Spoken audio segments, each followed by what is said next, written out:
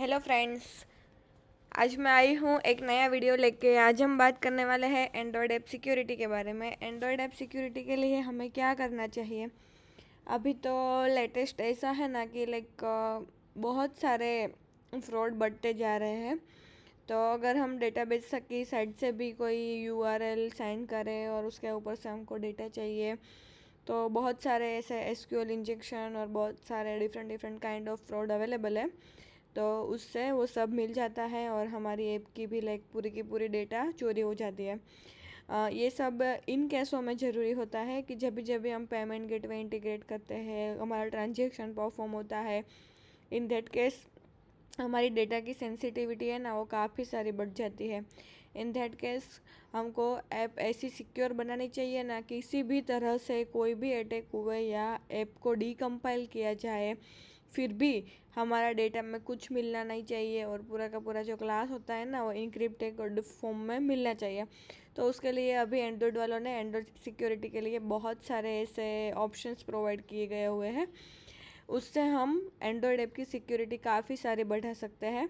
तो उसमें पहला तो है कि हमारा जो कम्युनिकेशन होता है ना, ओएस के साथ, ऑपरेटिंग सिस्टम जिसे ओएस बोलते हैं, उसके साथ वो भी हमें सिक्योर वे में करना चाहिए। इसके लिए हमको अगर पैकेट मैनेजर नल मिले ना, तो अगर नल ना हो ना तो ही स्टार्ट एक्टिविटी करनी चाहिए, एल्स नहीं करनी चाहिए।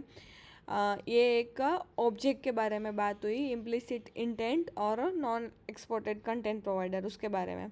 और सेकंड वे है कि अपना एप्लीकेशन है ना पूरा का पूरा सिग्नेचर से, प्रोटेक्शन लेवल से सिक्योर होना चाहिए।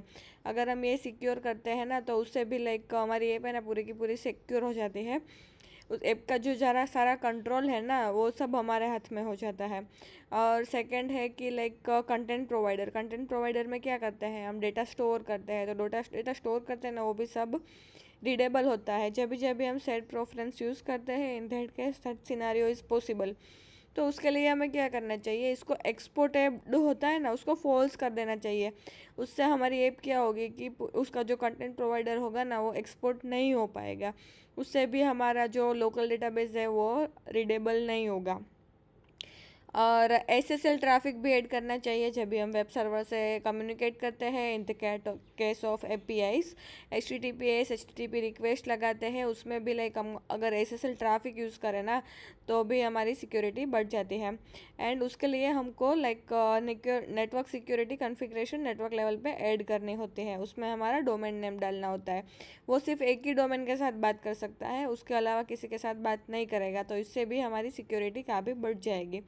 और सर्टिफिकेट्स में भी हमको यूज़र्स को ऐड करना रहेगा।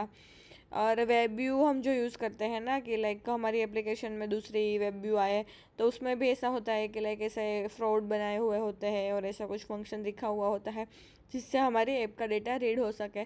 तो उसमें भी हमको ऐसा करना चाहिए कि वेब व्यू है ना उसको सिक्योर लेवल पे यूज़ करना चाहिए। इधर इसका एग्जांपल दिया हुआ है। उस वेब मैसेज चैनल क्रिएट करके यूज़ करें ना तो बहुत सिक्योर हो जाता है। और परमिशन भी हमको प्रॉपर हैंडल करनी चाहिए। अगर हम यूज़र से किसी परमिशन मैनेजर यूज़ करते हैं तो in that case package manager और प्रॉपर टाइप ऑफ परमिशन को हमें यूज़ करना चाहिए। इससे भी सिक्योरिटी बढ़ जाएगी। अगर परमिशन का ऐसा फ्लैग हमको बनाना चाहिए कि फ्लैग ग्रांटेड होगा ना यूआरआई परमिशन, तो ही हम कुछ यूआरआई के related means data read write के रिलेटेड कुछ ऑपरेशन कर सके।